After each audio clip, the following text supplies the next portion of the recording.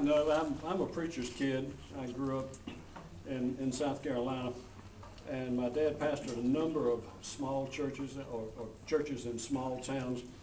And those of you who are preachers or know that in small towns, people just drop by sometime, all hours of the day or night for whatever reason they have. And I was just thinking that one Wednesday night, I don't know, I must have been 15 years old. And we lived in the parcel was a rambling farmhouse, country house, and my bedroom was right next to the living room. The front door was there. Then there was a room we call the setting room. It's where the fuel oil heater was, and Mother and Daddy had a bedroom back there. So the doorbell, not a door, but somebody knocked on the door. It was at 9:30 or 10 o'clock. It was right after Wednesday night prayer meeting. And I got up and went to the door, and there was a couple from the church that came. Her name was Lily Bell, and his name was Elmer. They were, I don't know, in their 30s. And they said, we need to talk to Preacher Jack. And I said, well, okay. And I finally went back, and I got Dad and Mother, and they came up.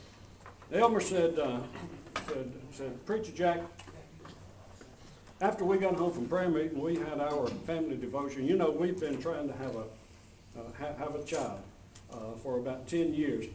And just almost out of the blue, almost a bolt of lightning struck both of us, and they said, you need to go right now to the parsonage and talk to Preacher Jack and get him to anoint us and pray with us, and maybe the Lord will see fit that we can have a child.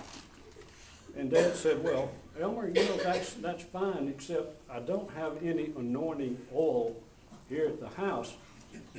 And Elmer said, well, you know, we really need to do this. And Daddy said, Dave, go around and see if you can find some kind of oil that we can use. And I said, Daddy, the only oil I know anything about is some burnt motor oil that you put sulfur in to cure mange on the dog. And he said, well, that won't work. And Mama said, go back to my sewing machine. And that was her pride and joy. A Singer sewing machine, cabinet model. This lid jumped out like this. You pull it up, and it's black and gleaming and gold. It says Singer on it. She said there's a little drawer there. It pulls out about a quarter of the way, and there's a clamp on the right-hand side, and there's some 3-in-1 sewing machine oil there. And I said, yeah, I know where that is. So I got it. I said, I brought it to Daddy, and he said, put some on each hand. And you know those little things say, click, click, click, and one drop goes there. He takes his hand, and he puts one on Elmer's hand, and one on Lily Bell's hand, and he prays a fervent prayer. And when he gets through, we all stood up and hugged each other, and they went home. A couple of months later, Elmer came by the house, and he said, you won't believe it, Preacher Jack. He said, Lily Bell is with child. We were not allowed to say pregnant.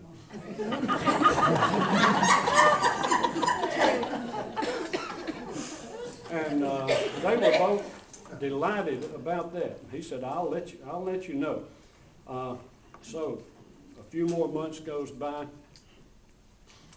and he gets a telephone call. My dad gets a telephone call and said, Lily Bell is in the hospital. She's going to deliver.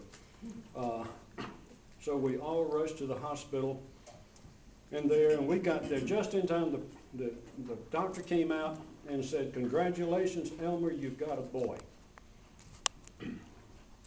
But I got to go back and see about your wife. He comes back in a little while. He says, Elmer, you also have a girl. Comes back in a little while, and he says, you got another boy. And my daddy said, Elmer, I don't know that 3-in-1 oil had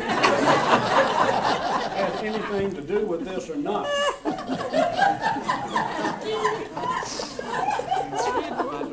Elmer says, I'm just glad you didn't use WD-40.